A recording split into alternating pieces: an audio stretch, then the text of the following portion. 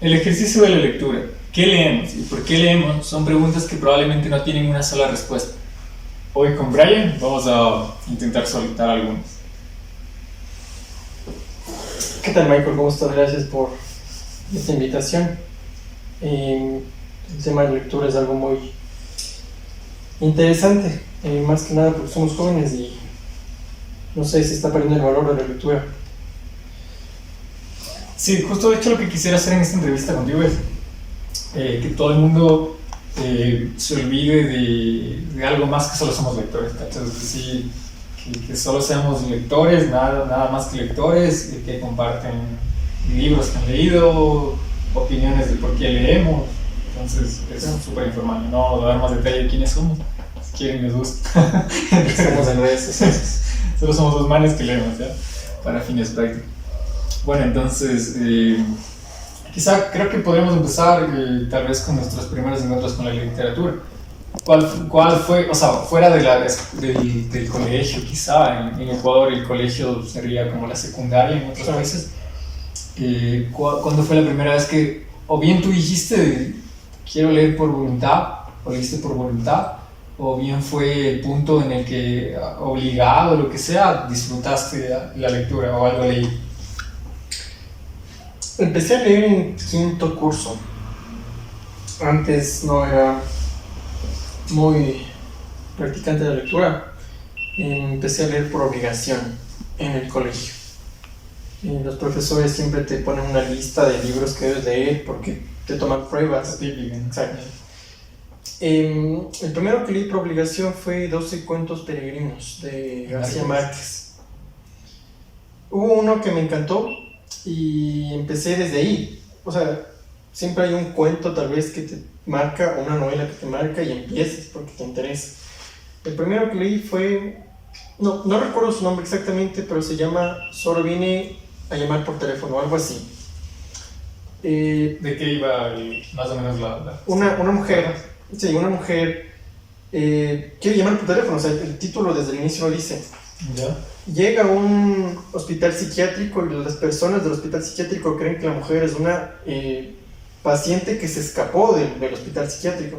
Entonces cuando ella dice, soy tal, quiero hacer una llamada porque mi auto se averió a unas cuantas cuadras, los médicos la retienen, no la dejan salir. Entonces ellos le conducen con engaño, sí, venga para acá tenemos un teléfono para que llame a quien usted quiera. Pero ellos la estaban metiendo al hospital con fines de dejarla ahí. El cuento es muy corto, ella jamás vuelve a salir al mundo real y al mucho contacto con los locos. Ella va perdiendo también la noción de la realidad. Y su típica frase siempre fue, déjenme hacer una llamada.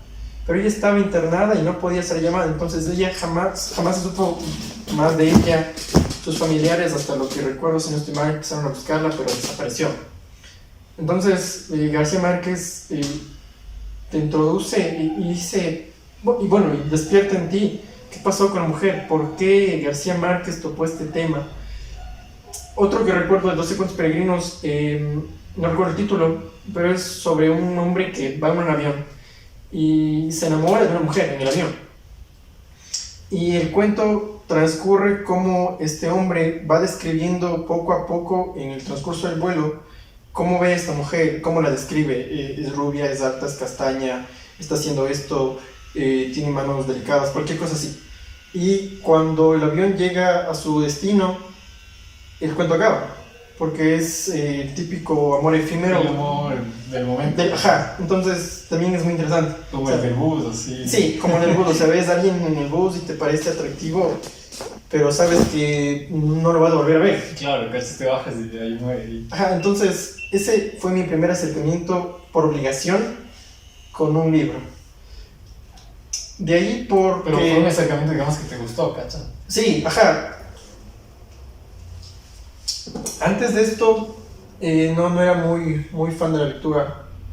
Después en redes sociales, en Facebook, empecé a frecuentar páginas de lectores y hay la típica discusión de ¿se deben leer clásicos o se deben leer libros contemporáneos? Ya.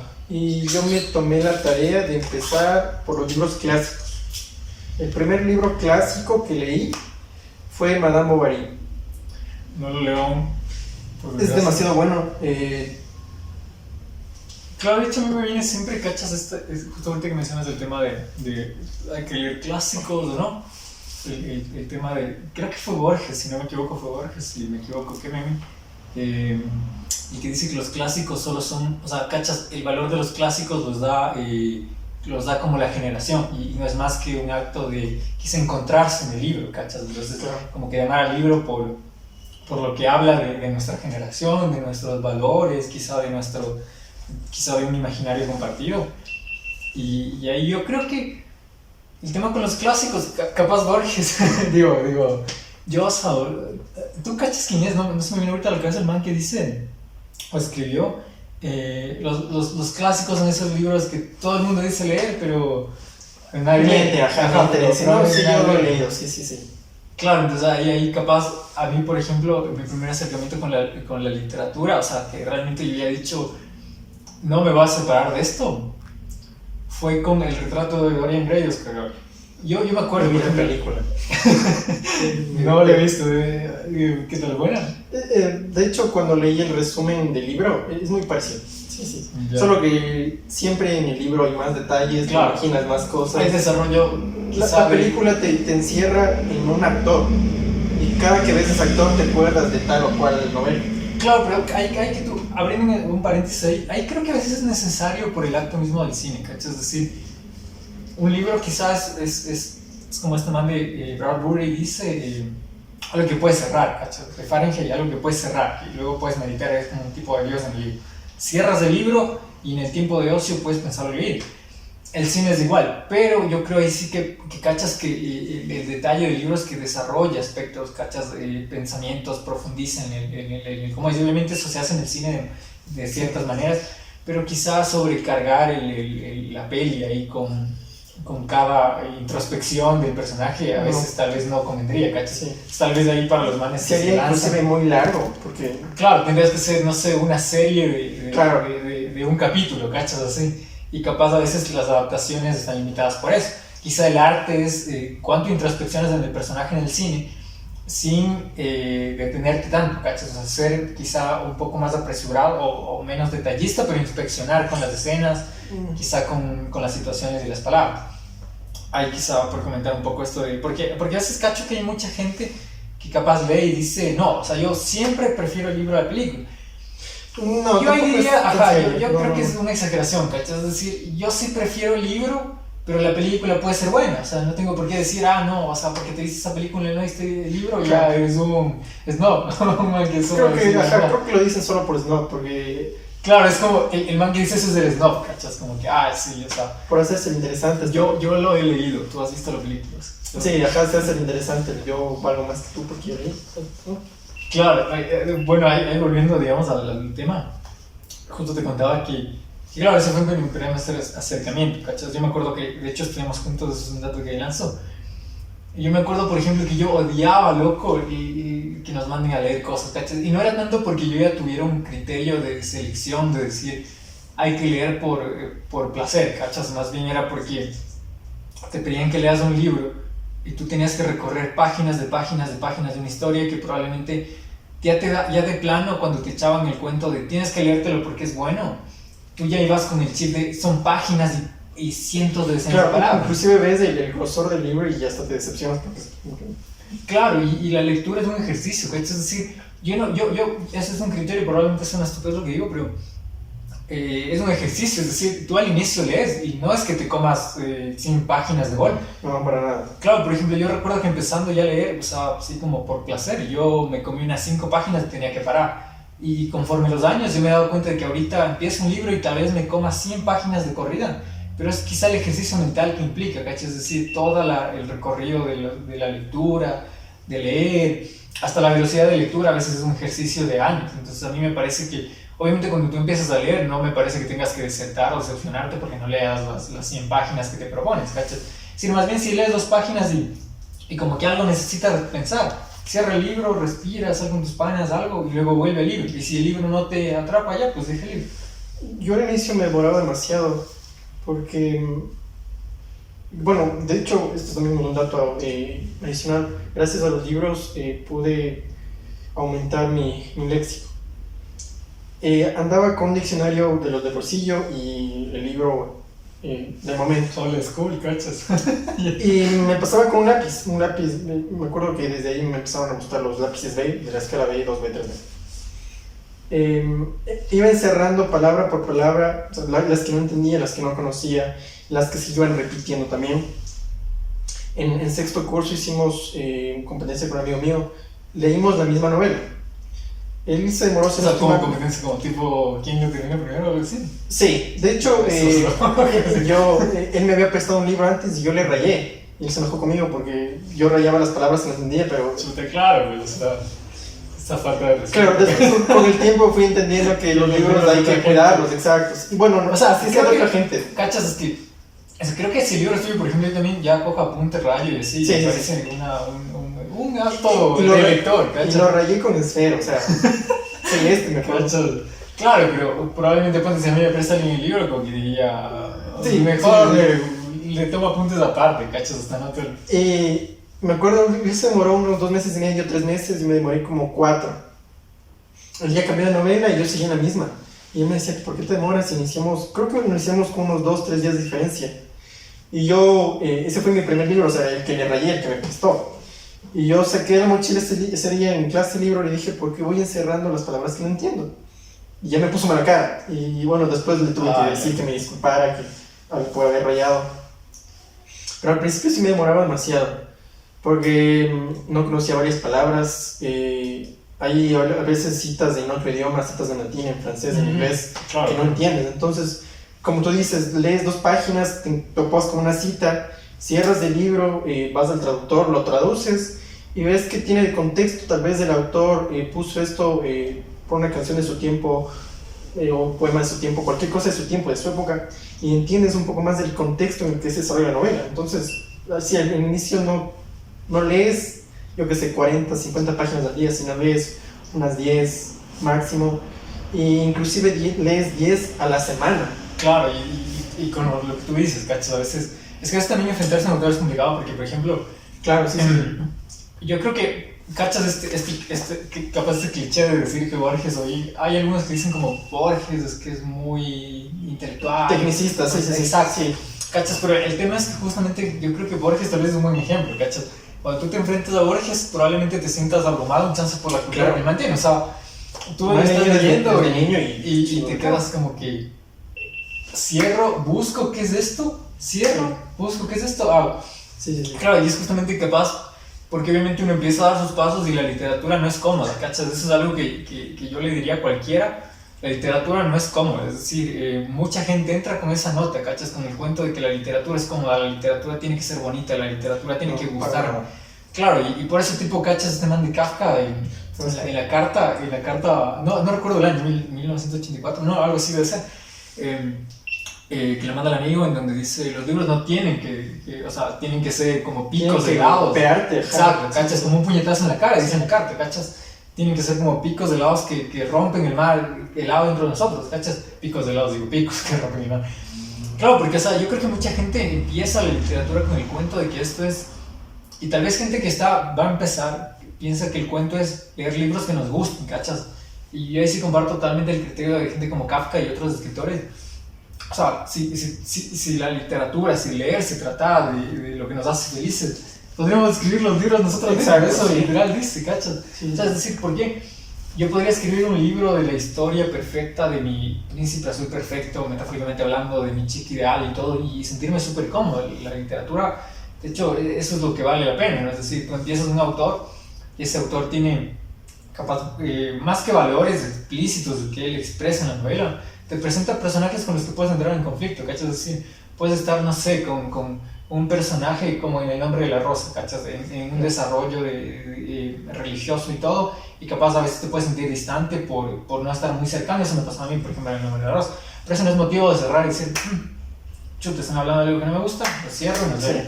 Sí. Y justamente yo creo, ya para no salir de todo el tema, que justamente eso pasa, ¿cachas? Es decir, tú empiezas, das tus primeros pasos y te chocas con el muro, ¿cachas? Te tocas con el vocabulario, es decir, hay palabras que no entiendes. Inclusive con otro idioma te topas. Claro, y eso, y de hecho ese ¿cachas? Que es el siguiente nivel al vocabulario, ¿cachas?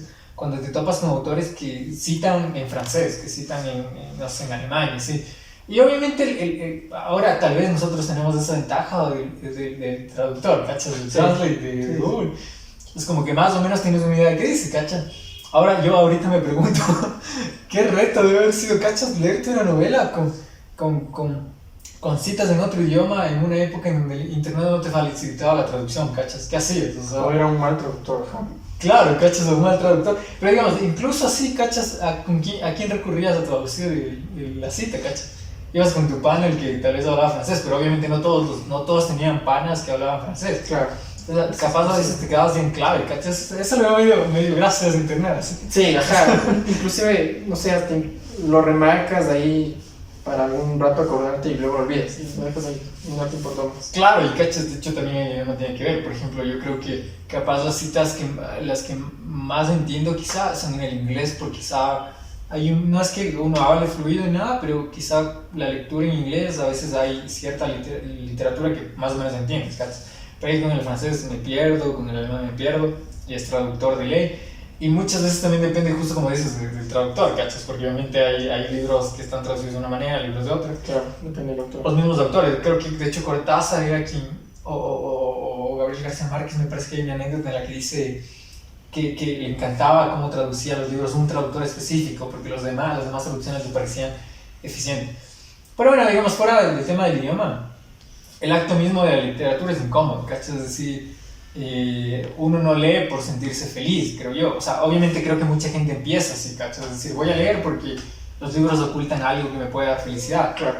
Y sí, pero no es una felicidad cómoda, no es algo como... Yo le veo más bien como la vida, ¿cachas? Es como que tienes unas caídas así horribles y después ves la luz abriéndose en toda la tiniebla que tienes ahí, como que dices, Dios, qué feo está bien. De hecho, hay un libro que me hizo sentir estar en Inglaterra.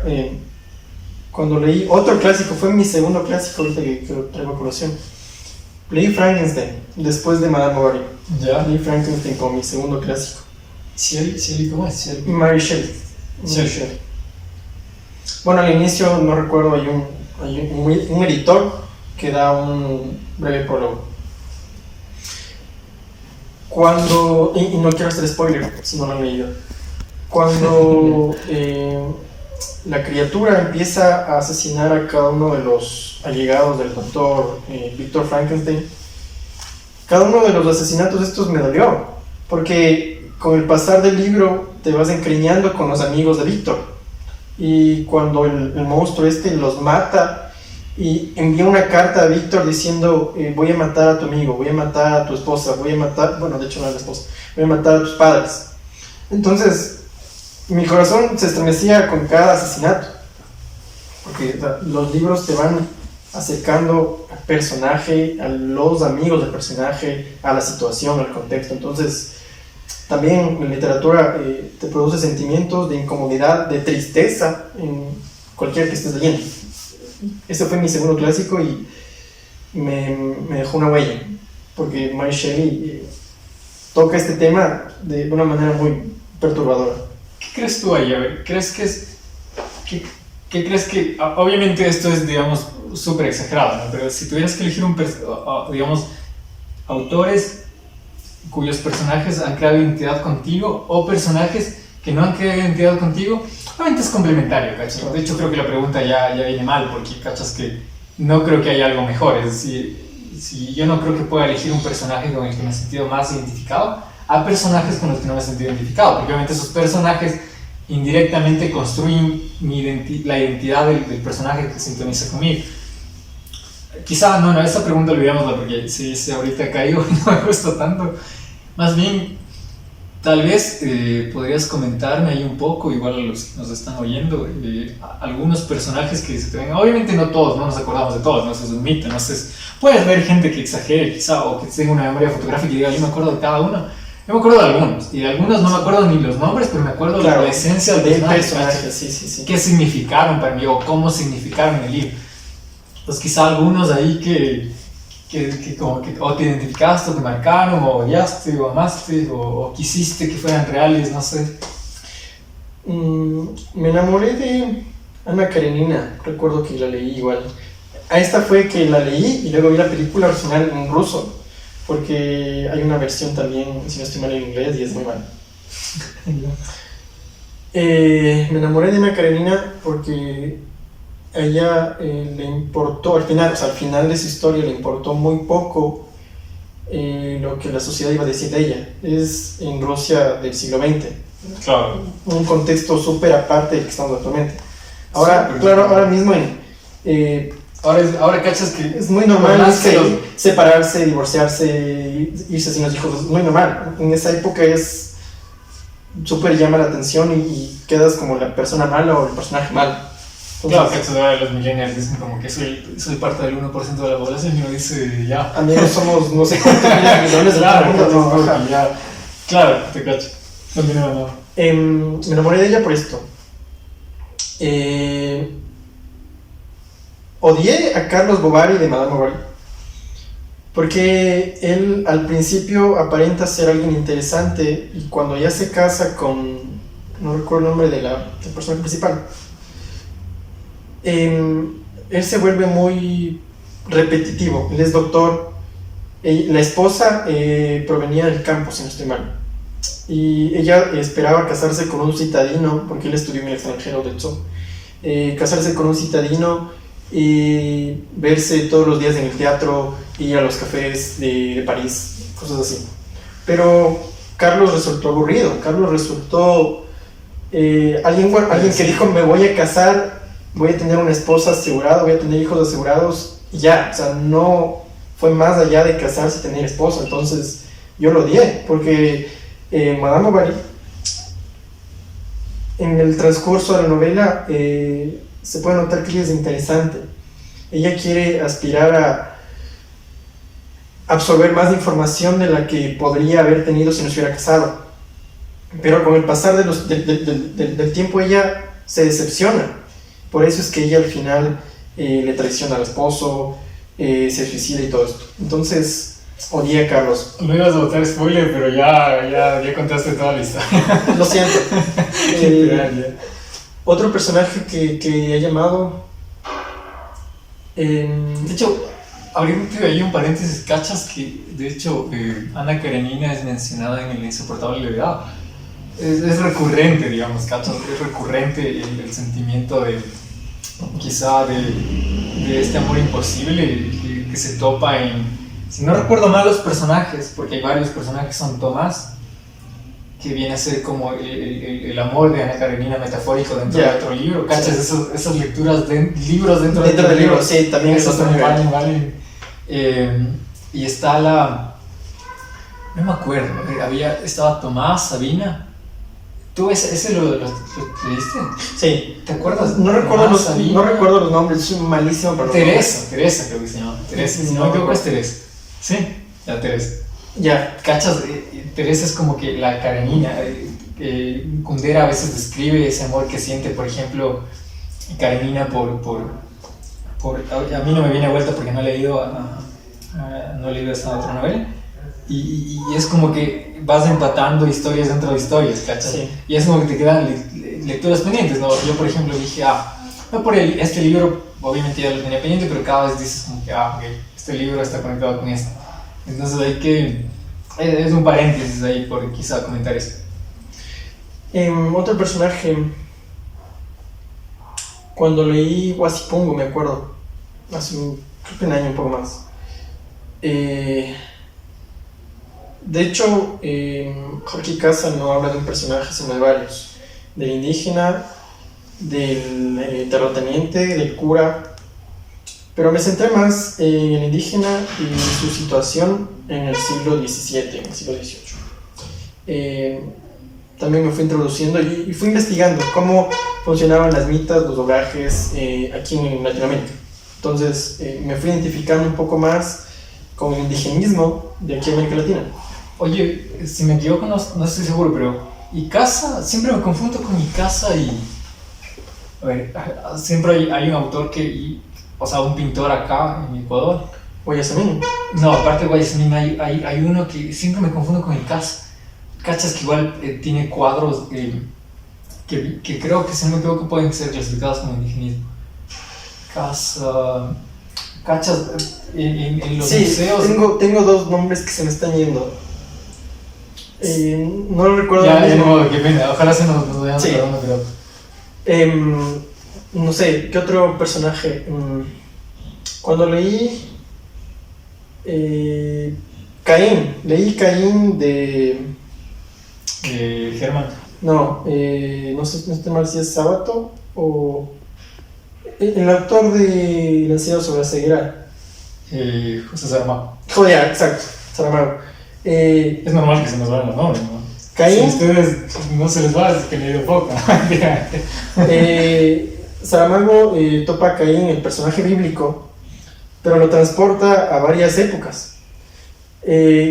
Saramago te hace... Lenin Morena, no sé. No sé. Saramago hace que veas a Caín no como el malo que lo hacen ver en la Biblia. En la Biblia Caín es el hermano malo que Como el asesinó a su hermano Abel y tuvo que ser desterrado. Pero Saramago lo redime y muestra a Caín como un ser que no quiso ser malo, pero las circunstancias lo obligaron y él tuvo que escapar, tuvo que vivir en varias épocas, tuvo que abandonar a su esposa, tuvo que abandonar a sus hijos, creo que tuvo uno, por el hecho de estar marcado como el malo de la historia bíblica. Entonces, repito, Saramago lo redime un poco, topa también la historia de la Biblia, cómo se va desarrollando, pero ya no es tan malo a los ojos de Saramago. Saramago en el ensayo sobre la ceguera no pone nombres de ninguno de sus personajes, pero va desarrollando a cada personaje, le da un papel. La esposa del doctor, por ejemplo, es la única mujer que puede ver, entonces todos dependen de ella. El personaje de la esposa del doctor al final carga con tanta presión. Si no recuerdo mal, es la que no se queda ciega, ¿cierto? Ella no se queda ciega, exacto. Todo el mundo está ciego menos ella. Entonces, que toda esta presión esté sobre tus espaldas es, no sé, es inimaginable. No puedo decir, lo siento o lo entiendo, porque no es como el castigo del deber ser que te tocó. Es algo ya utópico. No tienes exacto. Entonces, llega un punto en el que ella se derrumba, llora en la calle sola, pero sabe que sin ella los que están atrás de ella no van a sobrevivir. Entonces ella deja todo su pesar, deja todo lo malo que pensaba, se vuelve a parar y dice, no, aquí tenemos que salir de esto. O sea, no, la circunstancia no nos va a matar. Entonces yo dije, wow, no hay muchas personas en la vida real que se pongan la mochila al hombro y digan, vamos a salir de esta. Es la típica de que te abandonan, no. Siempre, bueno, no siempre, no he vivido esto, pero no hay, o no conozco muchas personas que digan, sabes que yo te apoyo 100%, están ahí. Siempre te apoyan desde lo que pueden y desde su perspectiva, pero no están ahí. Entonces esta utopía de que dependes de alguien más te hace muy dependiente. No sé por qué me vino a la mente, cachas, cuando hablaste de este personaje, el mito de Sísifo.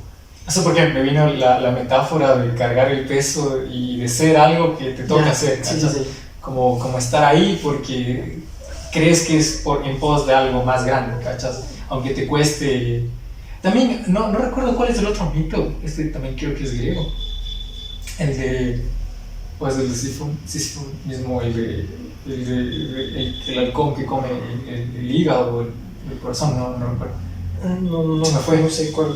Sí, hay un mito igual, ¿cachas? En donde me parece que es un halcón gigante o algo así que come el hígado o el corazón o un órgano de un semillero.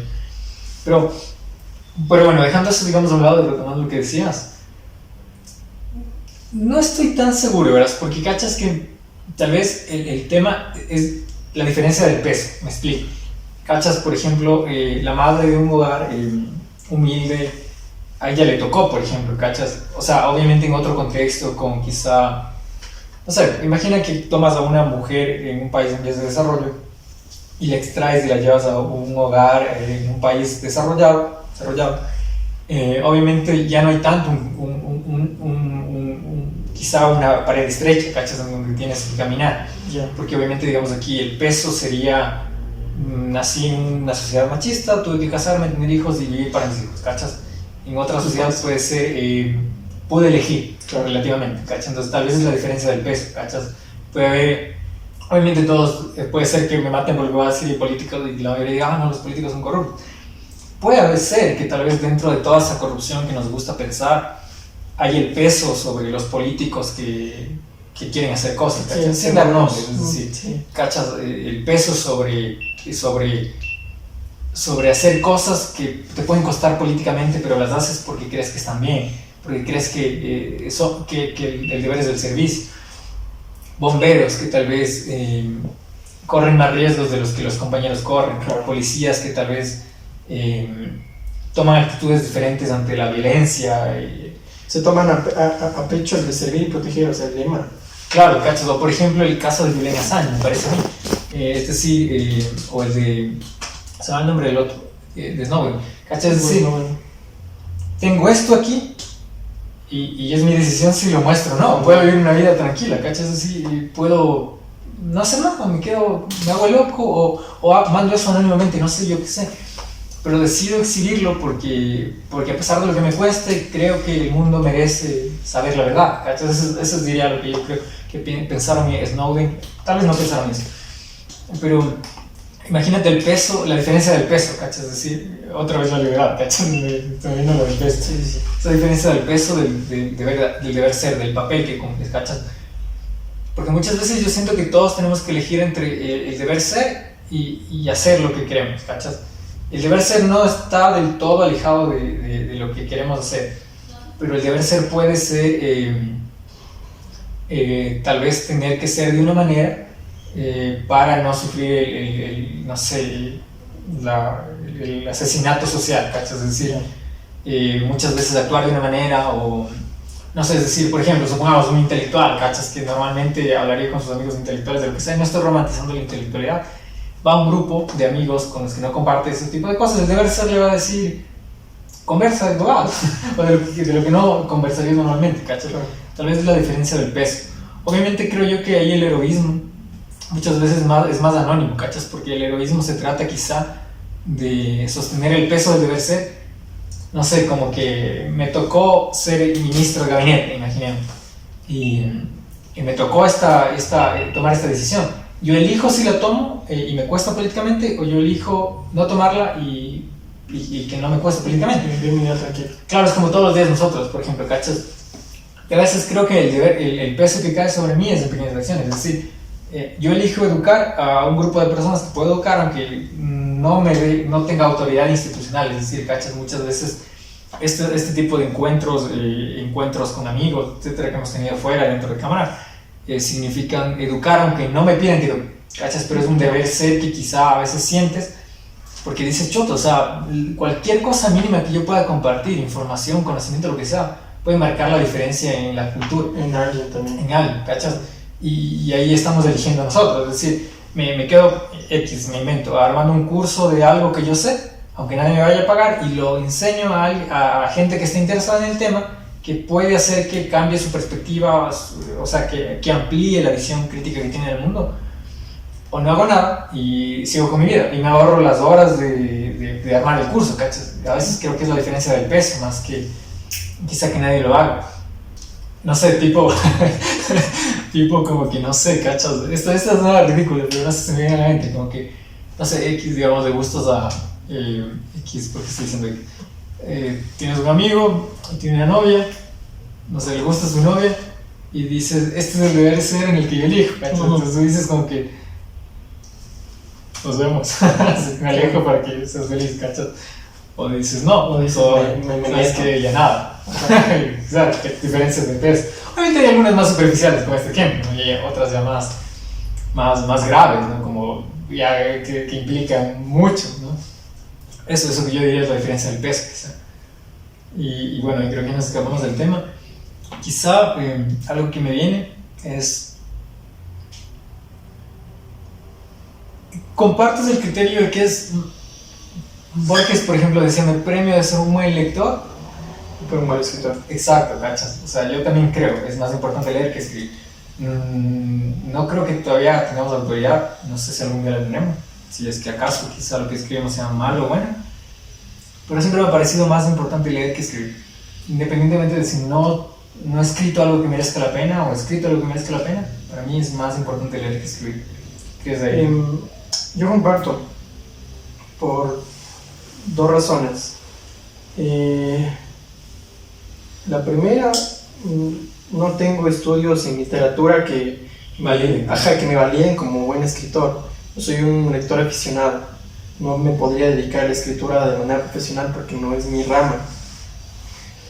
Y la segunda, es más enriquecedor leer, porque te vas empapando de diferentes personajes, de diferentes contextos, y así cuando intentas escribir, porque se intenta, no es que se escribe, sino que se intenta. Los grandes escritores también intentaron escribir algo y con el pasar del tiempo les fue quedando mejor. Intentas crear tus propios personajes, tu propio escenario, tus propias circunstancias, tal vez parecidas a las que topó cualquier autor. Es como en la arquitectura, y esto es un paréntesis igual. En la arquitectura siempre hay un referente. Por ejemplo, quieres hacer una casa en el campo. Contextualizando, hay formación de arquitecto en él, entonces un poquito. Por ejemplo, quieres hacer una casa en el campo y la típica casa de campo es las casas grandes rodeadas de área verde con cubiertas de 4 aguas. Tú como persona no sabes que nomás tiene una casa de estas, pero busca referentes de casas de este tipo en Estados Unidos, en Inglaterra, en países. Te sirves de algo. Ajá, te sirves de algo y vienes y lo adaptas a tu contexto. Entonces, cuando se crear es plagiar y mejorar, dirían por ahí. No sé si Mozart se le atribuye falsamente en internet, no estoy seguro. Entonces, no todo lo que funciona en Estados Unidos funciona aquí, por ejemplo. Claro. O sea, la misma casa no va a funcionar acá en Ecuador. Pero el intento que hiciste por tomar un referente ya es una iniciativa. Ya tienes alguien en quien inspirarte. Yo qué sé, ves a cualquier arquitecto estadounidense, ves una obra y dices, voy a hacer esto en Ecuador. Lo haces tal vez mal, tal vez bien, el tiempo lo dirá, pero intentaste construir la casa. Lo mismo pasa con la literatura. Ves referentes de escritores latinoamericanos, de escritores ingleses, de escritores franceses. La forma de la narrativa en la que ellos prosiguen con su novela te va quedando. O sea, palabras o inicios de frases te van quedando, y cuando decides querer escribir empiezas con una frase muy parecida, porque son lo que te va quedando. O sea, claro, y creo yo que lo más difícil es rehuir a la influencia. Exacto, porque claro, siempre hay alguna influencia. Repensar, sí, porque muchas veces creo que, obviamente mucha gente aspira a escribir, y ahí se comparte eso de que se intenta escribir, porque creo que mucha gente que siente intereses literarios intenta escribir, digamos, pero no rehuye, ¿cachas? Y no lo digo como autoridad ni nada, sino más bien como quizá una opinión.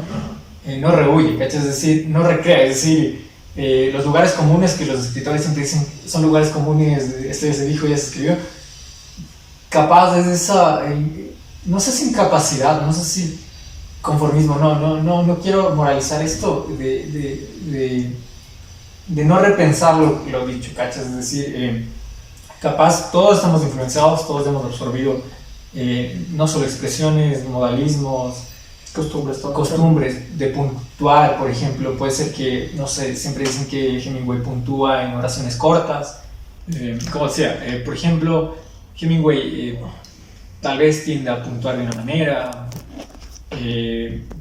Poe, aunque leemos traducciones en español, tal vez construye oraciones más largas, ¿sí? Aunque ahí me gustaría ver un paréntesis, ¿cachas? Yo recuerdo que leí un libro, un clásico aquí en el Ecuador, que se llama ¿Cómo escribir bien? No me acuerdo el nombre del autor, hay un libro amarillito. Capaz, ojalá espero que lo chequen. Capaz de lo cacho, pero no me suena. Sí, es un libro amarillito de un periodista y un man que perteneció a la RAE, que es ecuatoriano. El man escribió un libro que se llama ¿Cómo escribir bien? Y por más basura motivacional que se ve, es muy muy bueno. Es un libro muy bien hecho, muy bien pensado. que cuenta muy bien, o sea, más que hablarte de técnicas así, te introduce en el lenguaje, ¿no? Es decir, cómo comunicas, cómo escribes, cómo se comunica bien. Eh, por ejemplo, yo recuerdo, para no alargarme mucho en esto, el tema de las puntuaciones. Yo siempre me he peleado con una amiga porque yo admito que puntuaba mal, ¿no? No, ahorita puntuaba mal también. A mí también puntuaba mal, feliz. El punto y la coma es creo que la pelea más grande, ¿cachas? y por ejemplo en el caso del punto y la coma, muchas veces hay mucha gente que discute en exceso si ahí va un punto o va una coma, ¿cachas? Y este man decía, la puntuación también depende del temperamento y de lo que se escribe, es decir, el temperamento también expresa, por más que a algunos les moleste esto, los espacios y el corte que haces entre lo que escribes o lo que dices aquí y lo que vas a decir, también puede cambiar la manera en la que entiendes al personaje, ¿cachas? La voz del personaje. Y bueno, entonces en el tema de las puntuaciones decía porque justamente rehuir quizá eso es muchas veces necesario. Es decir, no enfrascarte en lo que otros dicen para decirlo desde tu boca, aunque no sea tu voz. Eso suena bien. Eso, digamos, eso respecto a este tema. Hay una cosa que igual me gustaría comentar, es esto que decías de la justicia de lo escrito, porque se me vinieron justo lo que dijiste, lo de no recuerdo tus palabras, pero mencionabas esto de que luego se hará justicia, ¿no? De si se ha escrito o no se ha escrito bien.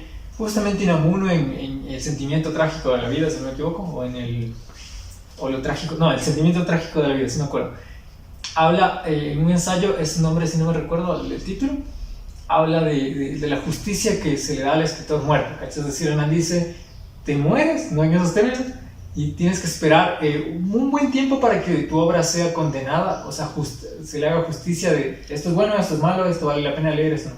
Porque obviamente una cosa es vivir y que tengas un círculo de aduladores, o no de aduladores, o que nadie te lea, como Kafka, ¿cachas? Que estés solo, o sea, escribiendo porque escribes, porque es tu necesidad como artista y como artista es tu necesidad, porque no puedes hacer otra cosa que no sea expresarte a través de las palabras. Creo que va a atravesar a alguien a su pero justamente se trata de esa justicia que se hace después, ¿cachas? Y por una parte comentaría, esa justicia me parece triste, es decir, creo que a mí me habría gustado celebrar a Kafka vivo, no muerto.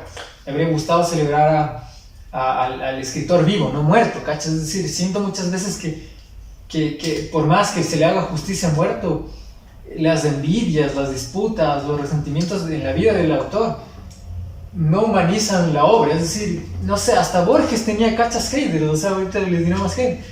Obviamente Borges tuvo mucho amor, digamos, de la opinión pública, pero que hay escritores que muchas veces dejas ahí por resentimientos, por envidias y no lees, ¿cachas?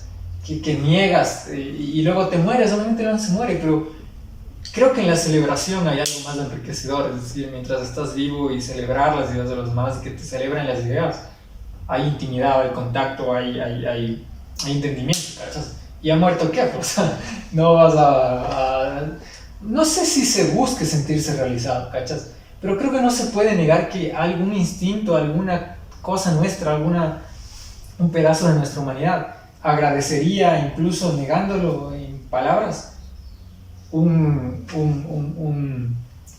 bien, lo hiciste bien, qué gran cuento, ¿cachas?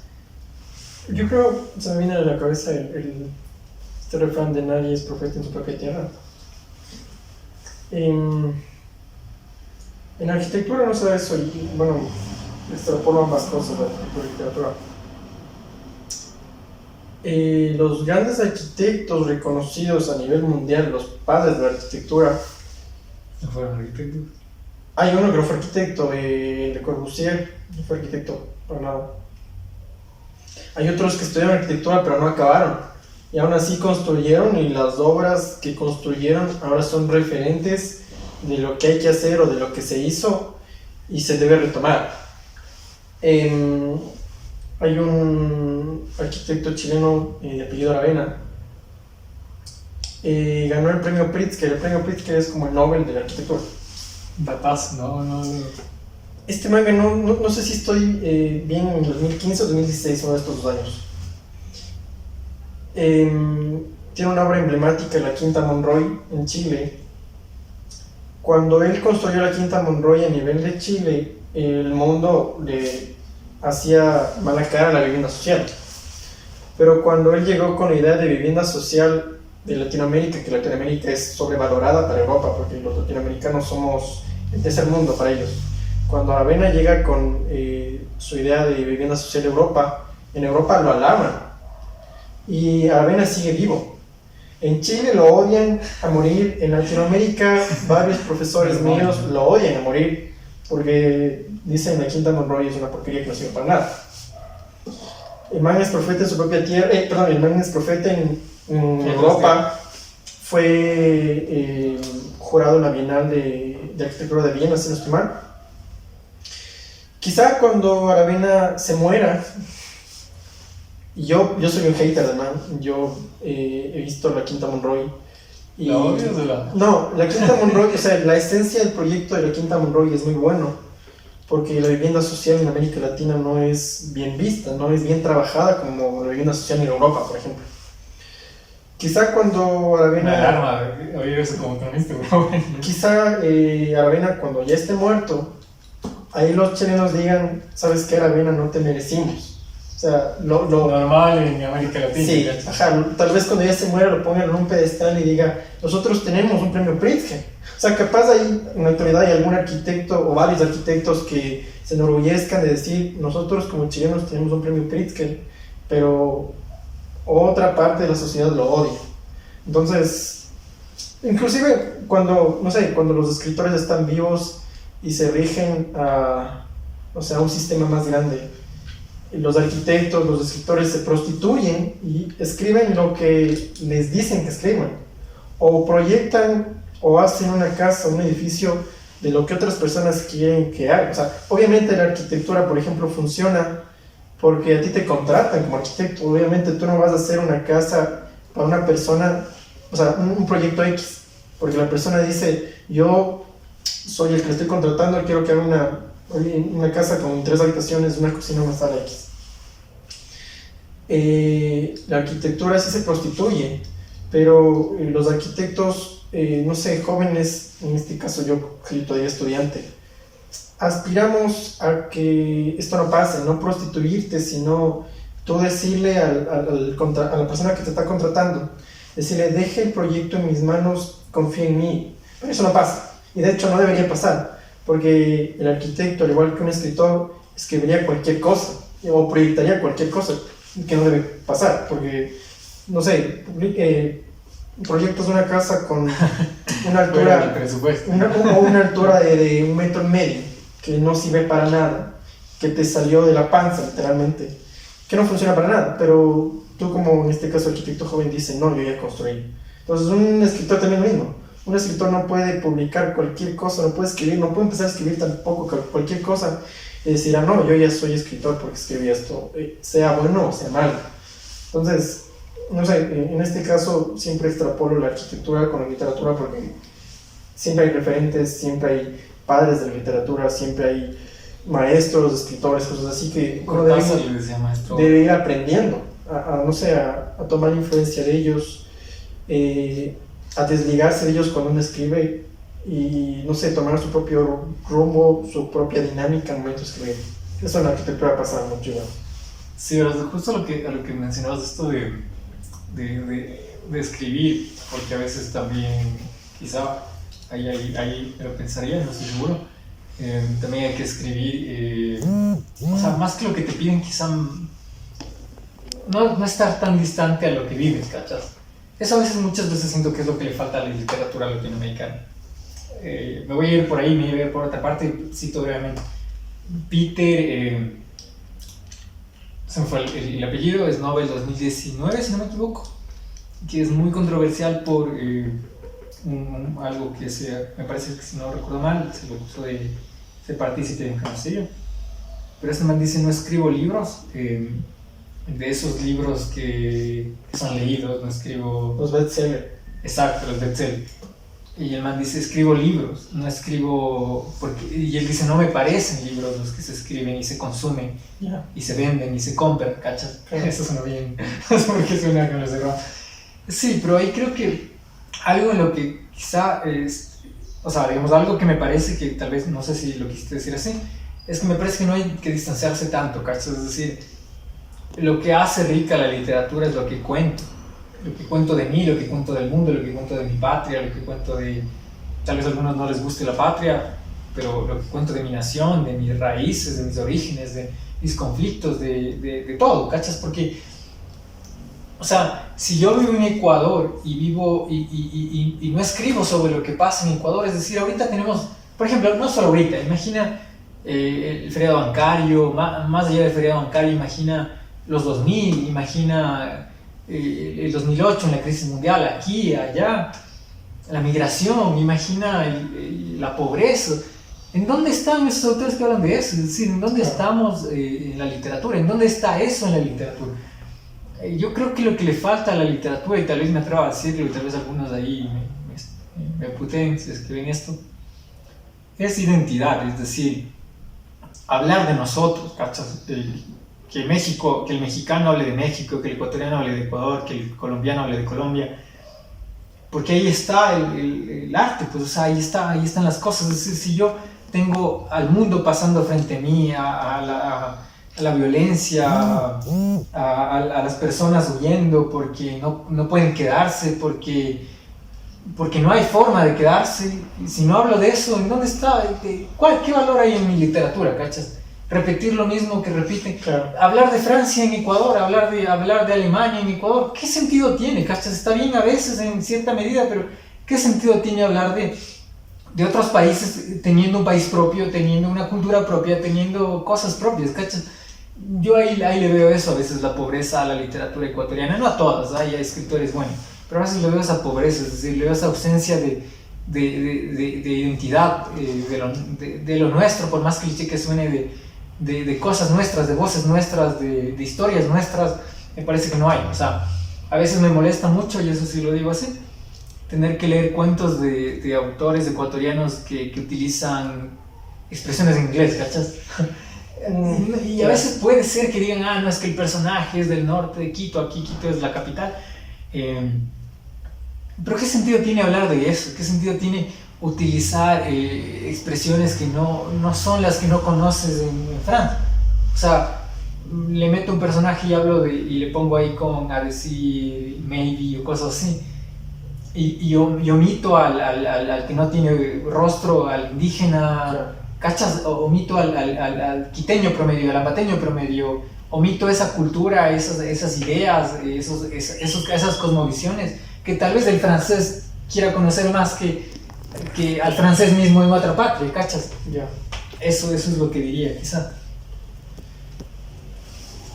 Si no estoy mal, fue este filósofo Arthur Schopenhauer, el man, y justo cuando topaste el tema de que sentirse perteneciente a un país, el man trataba de, parafraseando, estúpidos a los que se sentían pertenecientes a un país. Claro. Exacto. Pero no soy nadie para contradecir a Schopenhauer. Sin miedo, por favor. Ajá.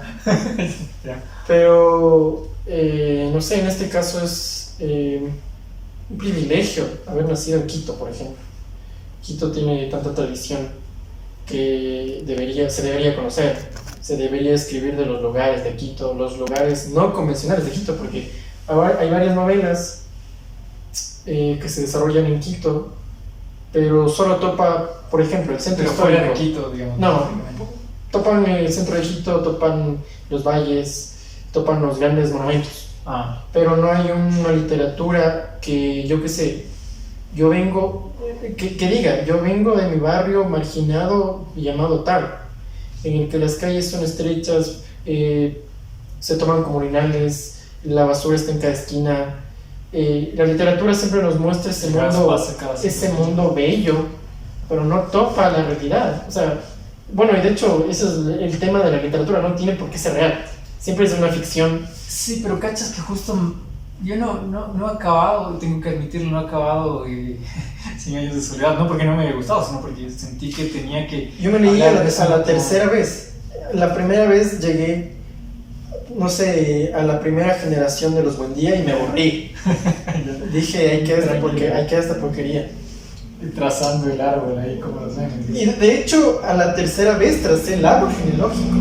A la segunda vez creo que llegué al mismo punto o un poco antes y después dije, no hay que esta porquería. Pero yo lo saqué de la biblioteca, me gustó bastante, en realidad no es como que haya dicho, chuta, no. No porque no me pueda pasar, ¿no? Obviamente depende mucho también. Si tal vez yo, por ejemplo, leía a un autor hace 3 años que leí hoy que me gustó, probablemente no me gustara, ¿cachas? Pero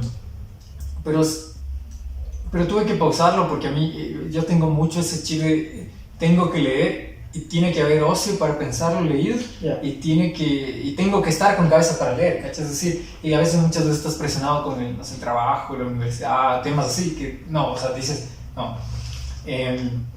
Justamente creo, topaba esto porque el Macondo es la Colombia, pues, ¿cachas? Claro, Macondo es Colombia, ahí está la Colombia, justamente lo que tú decías.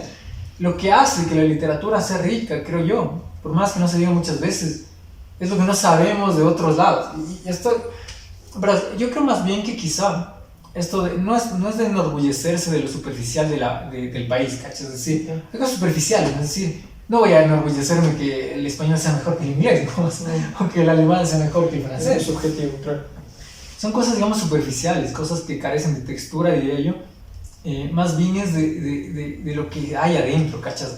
Del campesino que tiene las manos agulladas, de la gente, de lo que tiene que hacer, de lo que tiene que hacer para sobrevivir. Quizá el orgullo de la patria no es del idioma, no es el territorio, no es el ejército.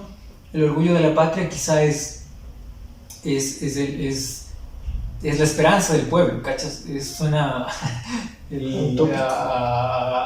rojo, quémenle, pero creo que es la esperanza del pueblo, es decir, la esperanza de nuestra gente.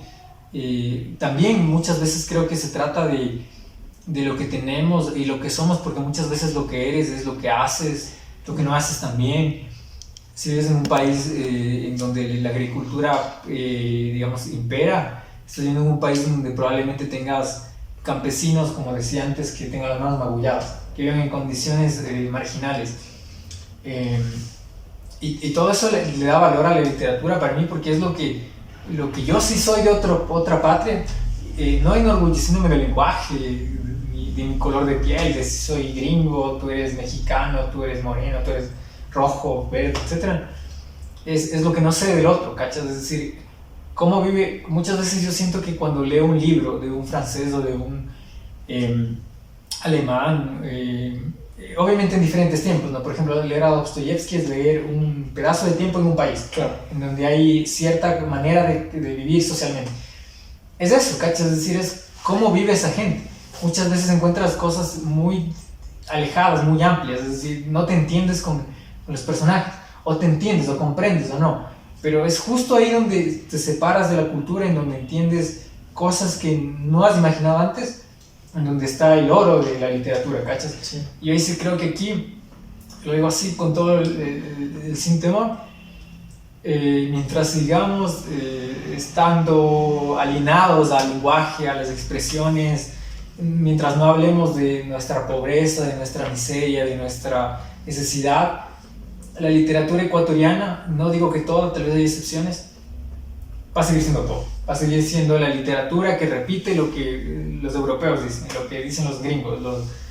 Sí, ese eurocentrismo que tenemos sí es muy, muy arraigado. Claro, y el eurocentrismo se lo vence, yo creo, meditando, ¿cachas? Es decir, no contando la historia de alguien en los imaginarios europeos, contando la historia de alguien en los imaginarios quiteños, en los imaginarios ambateños, cuncaños, guayaquileños, de abajo, de arriba, del medio.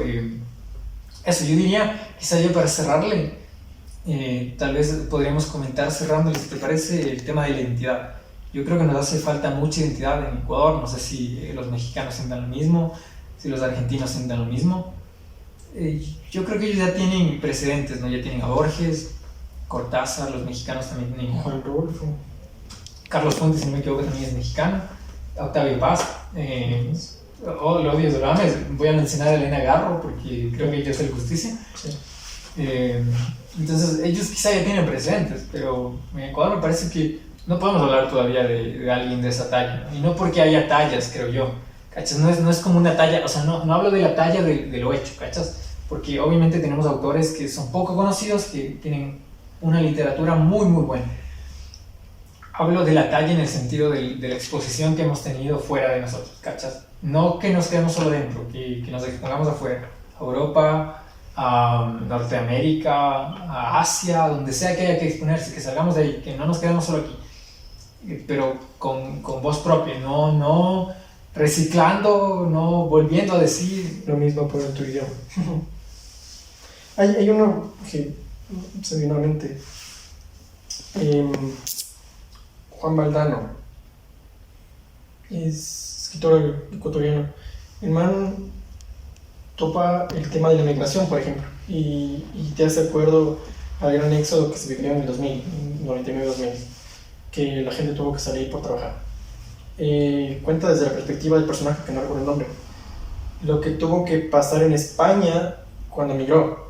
Entonces, esa es una realidad que se topó y se explotó, y a mí me encantó. Juan Valdano habla desde la perspectiva de cuando llegas a España y eres un migrante ilegal, tienes que ir a cosechar brócoli, por ejemplo, tienes que ir a cosechar papas, tienes que ir a hacer el trabajo que un europeo no haría. Exacto. Entonces, eso fue topar la realidad que se vivió en una época determinada en el país. Entonces, si hay, deben haber. Por ejemplo, el de Juan Valdano es un caso. Sí, definitivamente nos falta conocer más a autores ecuatorianos, más a autores contemporáneos, más que nada, porque no solo lo clásico es bueno, no es la típica de lo anterior fue mejor, ¿no? Lo que estamos viviendo también nosotros podemos hacerlo mejor y convertirlo en mejor. Siempre es, no sé, igual ese pensamiento de lo pasado fue mejor, y es una completa barbaridad. El pasado fue bueno, pero no significa que sea mejor. Sí, sí. Sí, estoy de acuerdo ahí. De hecho, ¿crees que Valdano sigue vivo?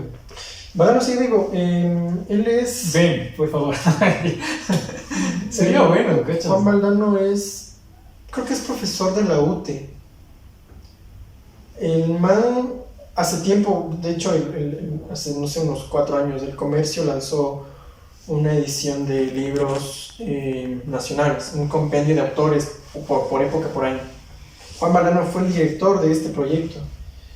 Por eso es que conocí a Juan Valdano, y la novela que les hablo se llama La memoria y los adioses. Entonces yo dije, Valdano es alguien para mí desconocido en su tiempo. Cuando lo leí, vi su trayectoria, vi lo que él hizo, que es docente, que es catedrático. Entonces dije, aquí tenemos talento, pero no lo conocemos. Tal vez porque sea viejo, tal vez porque solo se maneja en sus propios círculos, pero sí tenemos.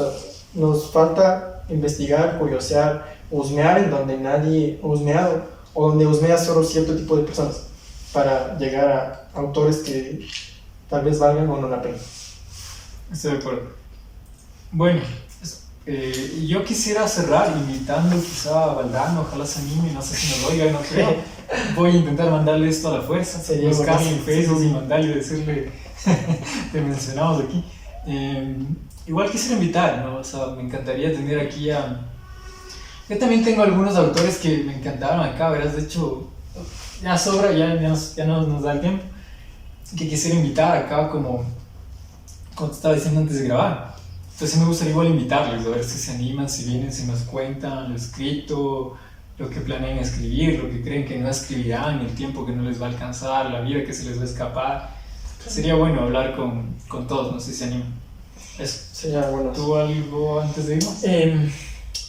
La verdad, solo cierro con que deberíamos leer más. Tomarnos el tiempo que nosotros creemos tiempo perdido para empezar a leer. Por ejemplo, si vas en bus, lee en el bus. Si vas en un taxi, lees en un taxi. Si vas a la Foz, lee mientras llegas. Lee mientras llegas a la Foz, o lee mientras los tragos te sirven a la mesa. Exacto. Sí. Eso está exagerado. Debemos, no sé, desde mi perspectiva, darnos el tiempo para, o sea, si queremos aprender algo, darnos un tiempo, por más corto que sea, para hacer esa actividad, en este caso leer. cualquier tiempo que nosotros que hemos perdido, que nosotros que hemos muy pequeño, va a servir, siempre sirve. Eso te agradezco, Brian, por haber venido. Gracias por irnos.